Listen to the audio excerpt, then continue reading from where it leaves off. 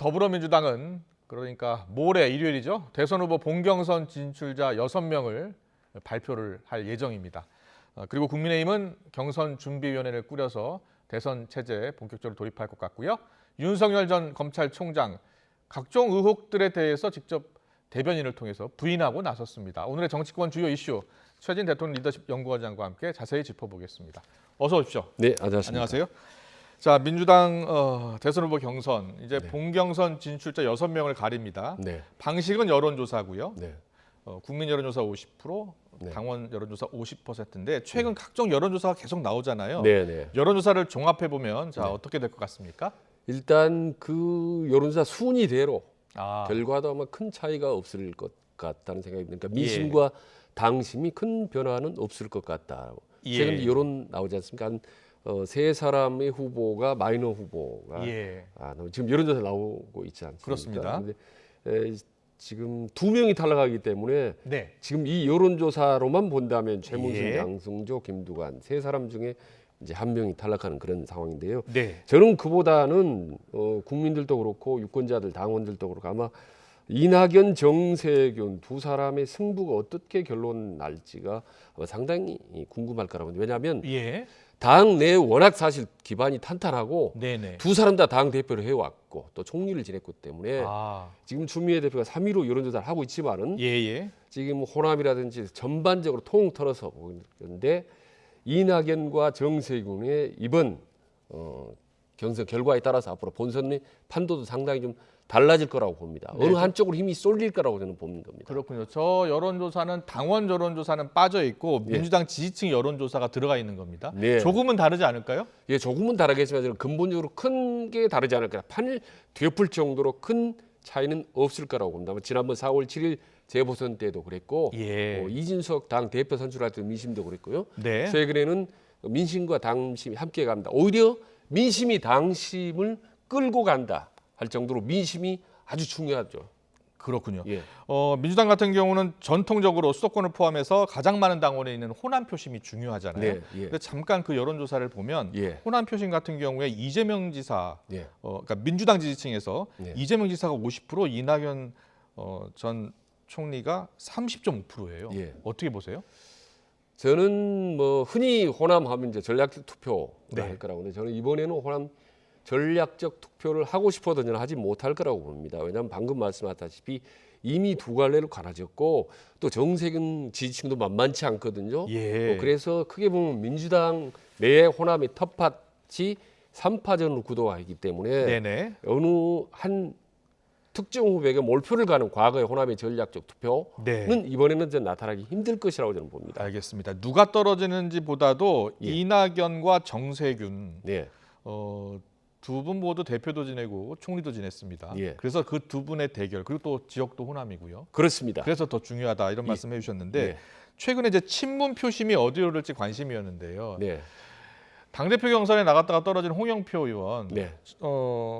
정세균 전 총리의 힘을 실어주기 시작했습니다. 어떤 의미로 봐야 되겠습니까? 일단 정세균 지금 전 총리 입장에서는 지지도가 그렇게 상당히 낮아서 고민하고 또 친문 끌어안기 애를 먹었는데 지난번에 당 대표에서도 아슬아슬하게 이제 2위 했던 홍영표 예. 친문의 핵심 중진 의원이 지지선언을 했다라는 건 상당히 큰 도움이 되겠죠. 예. 그러나 과연 저게 판을 흔들 정도로 큰 도움이 될까라는 부분은 저는 이제 퀘스천 마크인데요. 네. 왜냐하면 이번에도 친문이 특정 후보가 몰표를 가는 이른바 전략적 선택을 하기는 어렵다라고 봅니다. 이미 4분 5일 됐다고 봅니다. 솔직히 예. 저는 친문을 100으로 본다면 네. 30 정도로 저는 이재명에게 갖고 그다음에 저는 이낙연에게 20% 정도, 정세균에게 20% 정도, 나머지 추미애에게 한 10% 정도, 예. 나머지 또한 10인 납. 과거에 친노 지지층도 그렇게 분열을 했습니까? 그렇습니다. 한간 친이든 친박이든 다 임기 말에는 전부 분열을 합니다. 내부에. 그렇군요. 말해 위력을 발휘하지는 못합니다. 예. 일종의 권력의 법칙이고 저는 계보의 법칙이죠. 알겠습니다. 예. 자, 컷오프 여론조사를 하루 앞두고 어제 열렸죠. 마지막 TV 토론. TV 토론에서도 후보들 간의 공방이 팽팽했는데요. 자, 듣고 오겠습니다. 그래서 제가 시범단지가 있다고 갑자기 그러셔서 사실관계를 확인달라고 그랬더니 이제 와서 또 그 다음에는 시범적 여기 있습니다. 이라고 얘기를 하셨어요. 여기 있습니다. 아니 공고 내신 걸 보세요. 사업 공고를 직접 내셨잖아요. 그거를 자꾸 우기시면 안 된다고요. 그러니까 생각을 바꾸세요. 말을 바꾸지 마시고요. 윤석열 전 총장의 사례를 보면서 우리 이재명 후보와 겹쳐서 생각하게 되는 그런 당원들도 꽤 많이 계십니다. 기본소득에 대한 오락가락 하신 말씀, 그리고 일부 도덕성의 문제 이런 것에 대한 우려가 있습니다. 생각이 좀 바뀌는 과정을 거짓말하는 말이 바뀌는 것으로 말씀하시는 건 조금 억울하다 이런 말씀드리고 싶습니다. 정 후보님께서 주장하고 계시는 이제 1억의 그 씨앗 통장, 미래 씨앗 통장. 네, 제가 주장하는 기본소득도 역시 매월 얼마씩을 지급하는 것인데 이게 왜 한쪽은 저는 포퓰리즘이고 우리 후보님의 그 정책은 왜 포퓰리즘이 아닌지 그거 한번 말씀을 설명을 듣겠습니다. 이재명 후보님께 부탁을 드립니다. 이 자리를 빌어서 앞으로 바지 운운하는 이런 발언은 좀 하지 말아주시고 국민들께 사과해 주시면 고맙겠습니다. 답답해서 한 일이긴 합니다만 제가 지나쳤던 것 같습니다. 사과드립니다. 네, 그리고 다시는 안 하실 거죠? 할 필요가 없겠지요. 설마 그 저한테 또 물어보겠습니까 그런 거? 기득권과 맞서서 불공정을 근본적으로 구조적으로 고쳐야 한 임계점에 이르렀지 않습니까? 그런데 그런 여러 말씀이 기본소득 공약처럼 너무 과대 포장된 거 아닌가 매우 공허하다. 뭐 일리 있으시고요. 열심히 수용해서 더 나은 성과를 내도록 하겠습니다. 공산청 70% 세상을 만들겠다 하셨는데요. 총리로 재직하시면서 권한을 가지고 있을 때 왜 그럼 못하셨는지. 지난번 미디어위원회 만들겠다 하셨는데요. 뭐 검찰개혁도 역시 당대표 시절에 검찰개혁 특위 만들었지 않느냐 이렇게 답변하시더라고요. 그거야말로 떠넘기고 책임 회피인데 직접 하셔야지 왜 위원회를 만들어서 하신다면 그것은 책임 회피 공약 아닐까요? 국회는 상임위 중심으로 움직이고 있고요. 법사위원장이 그 일을 맡고 계셨습니다. 그래서 법사위원장 중심의 특위로 운영한 것은 당연한 것입니다. 저희가 TV 토론을 좀 축약해서 전해드렸는데 후보 간의 미묘한 신경전이 있습니다. 그것들 하나씩 분석해 보겠습니다. 먼저 박용진 의원과 이낙연 전 대표. 이재명 지사의 기본소득 공약에 대해서 계속 공격을 하고 말바쁘기다라고 이야기를 하고 있고 이재명 지사는 프레임 씌우기다 이렇게 반박하고 있는데 어떻게 보셨어요? 그러니까 조금 전에 화면에 나왔지만 여러 후보들이 말의 강약만 다를 뿐이지 전반적으로 이재명 지사를 공격하는 형태 아니겠습니까? 그렇죠. 프레임 씌우고 거짓말 프레임, 무슨 부도덕 프레임, 밀프레임 씌우는데 문제는 효과가 있느냐 없느냐. 근데 최근 들어 여론조사를 보면 별로 효과가 없는 거 아니겠습니까? 근데 왜 효과가 없는 거냐? 네거티브 전략은 어느 정도 효과가 있지만 동시에 포지티브가 있어야 되는 겁니다. 그러니까 이재명 후보 당신은 이게 문제가 많다. 근데 나는 어떻게 하겠다라는 것. 그러니까 말하자면 프레임 씌우기와 동시에 자기 브랜드 만들기가 병행이 돼야 되는 겁니다. 근데 그거 없이 공격만 합니다. 나는 어떻게 했다. 당신이 이게 문제면 나는 국민을 위해서 무슨 정책을 하고 어떻게 하겠다는 이걸 명확하게 정책과 비전, 됩니다. 나만의 정책과 비전을 보여줘야 한다. 그렇습니다. 그 브랜드 만들기 이거를 병행을 해야 되는 겁니다. 근데 프레임 씌우라든지 네거티브만 하면 별로 영향이 없습니다. 아시다시피 지난번 선거 때는 생태탕 공격 기억나시지 않습니까? 별로 효과가 없습니다. 잘못하면 역효과가 날 수 있습니다. 그렇군요. 이재명 지사 이야기 좀 해볼게요. 다른 후보들의 공세에 적극적으로 반박을 하는데 좀 더 유연한 태도를 보이고 있어요. 1위를 좀 지키면서도 본선을 준비하고 있는 것 아니냐 이런 생각도 들어요. 그러니까 명추연대, 뭐 재미연대 뭐 이런 얘기도 나오는데요. 그러니까 추미애 전 대표 입장에서는 1위 후보인 이재명 후보하고 연대할 것처럼 보이는 전략, 이른바 축구에서는 이제 페인트 모션 전략을 쓰면은 득이도 많습니다. 추미애 입장에서는. 그렇군요. 근데 이재명 후보 입장에 압도적으로 1위를 달리고 후보 입장에서는 상당히 조심스럽죠. 왜냐하면 추미애 하면은 강성 친문 거기다가 친조국의 이미지가 상당히 강하기 때문에 부담스럽죠. 그래서 추미애 전 장관이 저렇게 얘기했군요. 거대 기득권과 싸운 적이 없다. 너 뭐지? 과대 포장된 거 아니냐 이렇게. 그래서 아마 앞으로 이재명 지사 입장에서는 추미애 후보에 대해서 멀리 하지도 않고 가까이 있지도 않은 경위원지 전략을 아마 구사할 거라고 봅니다. 네, 계속해서 추미애 전 장관이 이낙연 전 대표를 향한 공세 수위를 계속 높이고 있어요. 예. 어떻게 보세요? 그게 예. 이제 선거에 흔히 쓰는 전략인데요. 아, 그러니까 그렇습니까? 3위권 후보의 2위 탈환 전략입니다. 예. 그러니까 1위와는 가까운 듯 하면서 3위를 공격하는 거 일종의 이제 사다리 전략입니다. 뭐냐면요. 추미애 대표가 알았다시피 이제 윤석열 전 후보를 맹렬히 공격하면서 대권 주자 3, 4위권에 올라갔지 않습니까? 네. 그러면 이제는 2위 이낙연 후보를 계속 공격하면서 2위를 탈환하기 위한 노력을 하죠. 그래서 예. 만약에 추미애 후보가 지지도가 좀 올라가거나 2위 탈환 전략으로 보시는 거죠? 그렇습니다. 그래서 예. 만약에 지지도가 올라가나 2위를 만약에 탈환한다면 그때는 이제 이재명 1위를 공격할 겁니다. 그러니까 야. 사다리 타고 올라가는 전략인 거죠. 예, 알겠습니다. 당 대표 시절에 뭐했냐 이렇게 직접적으로 공격을 하니까. 네, 세게 공격하고 있는 거죠. 알겠습니다. 계속해서 야권 상황 알아보겠습니다. 자, 윤석열 전 총장이요. 예. 최근 이제 자신하고 부인을 둘러싼 각종 논란들에 대해서 뭐 법과 원칙 이야기하다가 예. 적극적으로 좀 나서기 시작한 것 같은데요. 예. 어떻게 보셨어요? 그러니까 어떤 부분은 이제 예. 구체적으로 예를 들어서 예. 정부가 자신의 사퇴를 압박했다라는 부분도 예. 구체적으로 이야기를 했잖아요. 예. 그러니까 이번 기사를 보면은 윤석열 전 총장은 청와대를 공격한 게 아니라 대통령을 공격한 겁니다.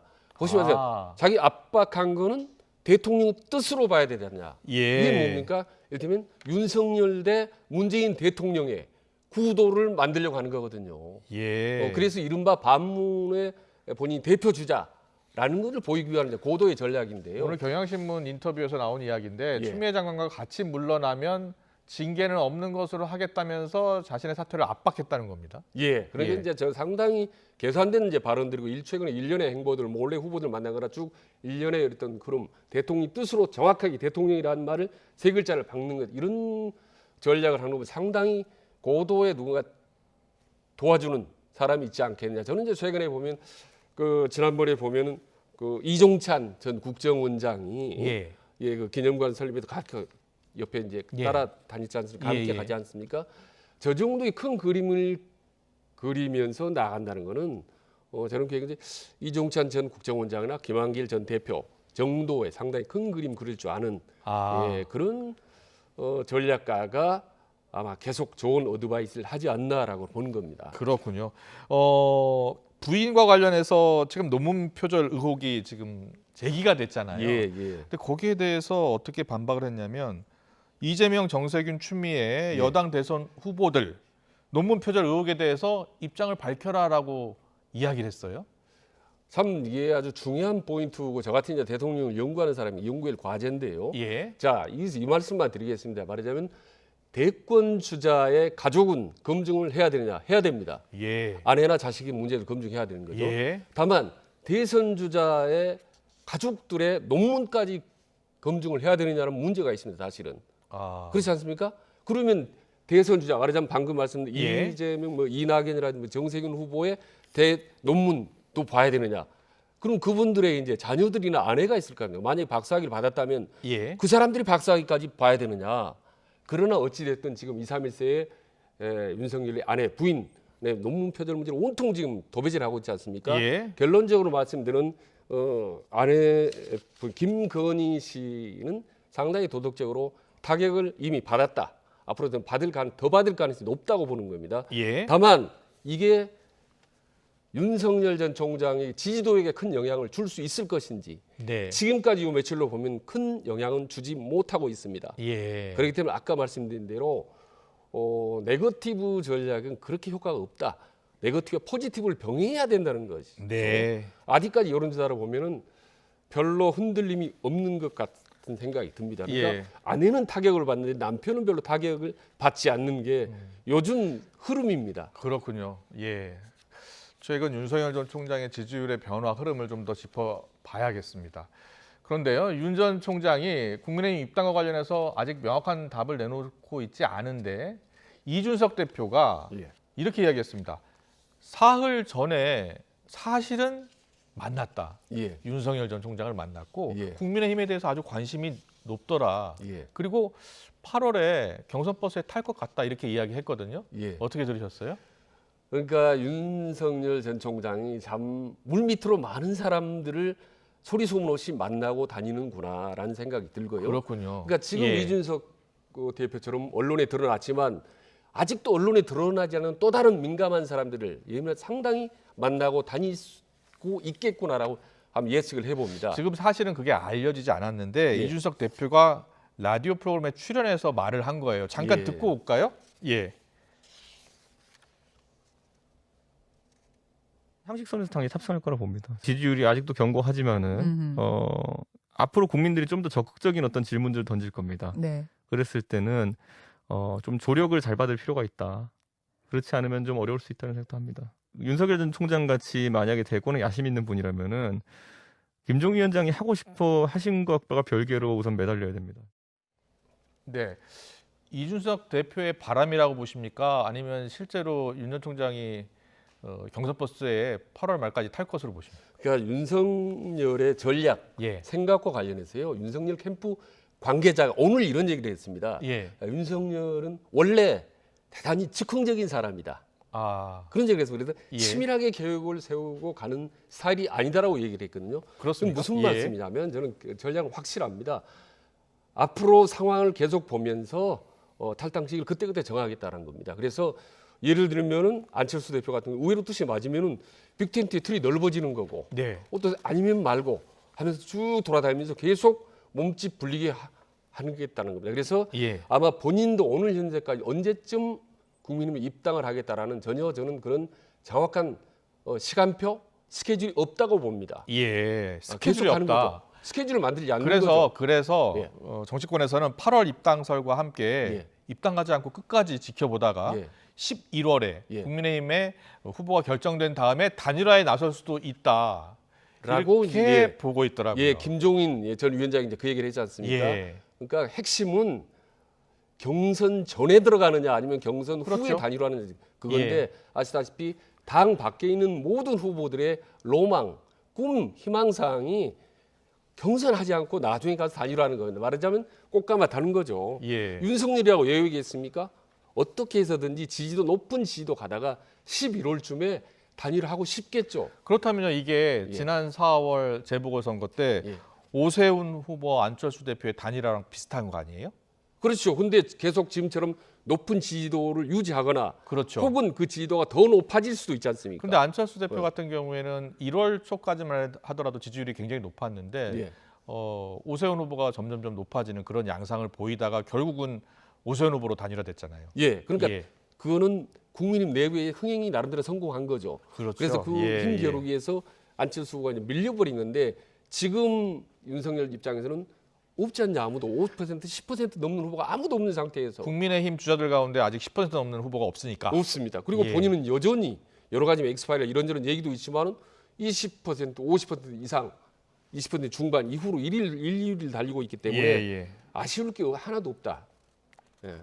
알겠습니다. 그렇게 보면 여유만만한 행보를 계속 하고 있다고 봅니다. 알겠습니다. 이런 가운데 야권 플랜 B로 거론되고 있죠. 최재형 전 감사원장 부친상이 있었고요. 부친상 빈소에 정치권 인사들의 지금 발길이 이어지고 있는데 윤석열 전 총장, 김동연 전 부총리 어제 조문을 했는데 이런 발언을 했습니다. 듣고 오겠습니다. 당연히 와야 될 자리라 그렇게 해서 왔고요. 뭐 정치를 하시고 안 하시고와 관계없이 우리 또 존경받는 감사원장님이었고 또 그 작고하신 그 어르신이 우리 또 6.25 때 나라를 지킨 모든 국민이 존경하는 분이기 때문에 당연히 올 자리를 왔습니다. 너무 좀 많이 나간 추측이신 것 같은데 그런 건 없습니다. 또 같이 국정을 오라면서 제가 늘 존경하는 분 중에 한 분이 우리 최 원장이셨습니다. 그리고 또 원장님 또 어른께서는 우리나라를 또 구한 또 국의 영웅 중에 한 분이시고 하니까 당연히 제가 조문하러 왔고요. 오늘은 제가 그 원장님과는 인연으로 조문하러 온 것이기 때문에 특별한 그런 얘기를 나누는 그런 계제는 아니었다 생각합니다. 네, 최재형 전 감사원장은 정치 참여를 얼마 전에 네. 선언을 했고요. 예. 김동연 전 부총리는 어떻게 될 것 같습니까?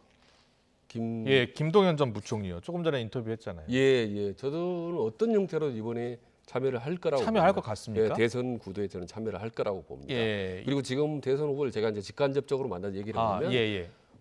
아직도 시간이 많이 남아 있다라고 얘기하거든요. 실제로 아직도 많이 남아 있는 겁니까? 예, 저는 그렇게 봅니다. 예. 이번에 판이 아직 구도가 결정이 안 됐기 때문에. 예. 근데 지금 조금 전에 화면에 나옵니다만은 윤석열이나 김동연이라도 혹은 정유화 전 국회의장처럼 네. 최재형 감사원장을 얘기할 때 항상 빠지지 않는 단어가 있는데 뭐죠? 저는 그거 주목하는데 존경한다. 존경이란 말을 많이 쓰더라고요. 예. 정치권에 쓰지 않는 단어입니다. 웬만해가지고 존경한다고. 아. 그래서 저도 이제 최재형 감사원 모르지만 상당히 존경을 받는 사람인가라는 솔직히 궁금증과 호기심이 들고 예. 그리고 이후의 행보나 최근에 간간히 언론에 나오는 거 보면 저는 최재형 감사원장의 중요한 전략과 방향은 저는 윤석열 차별화 전략이라고 봅니다. 그렇군요. 예, 본인 도덕적으로 깨끗한 거 보이면서 이를테면 입당 시기 같은 걸 명확하게 정치한다라고. 특히 입당 시기를 놓고 상당히 차별화 좀 뚜렷하게 명확한 국민의힘에 입당하는 행보, 시기. 예, 이런 행보를 밟지 않을까 생각합니다. 그래서 앞으로 야권에서는 윤석열 그리고 최재형 감사원 그리고 지금 화면에 나오는 김동연 이 세 사람이 네. 중도의 어떤 주도권 그리고 범야권의 주도권을 놓고 정말 한번 치열한 경쟁을 할 걸로 저는 전망을 합니다. 알겠습니다. 오늘의 정치권 주요 이슈 자세히 짚어봤습니다. 최진 대통령 리더십 연구원장과 함께했습니다. 잘 들었습니다. 예, 고맙습니다.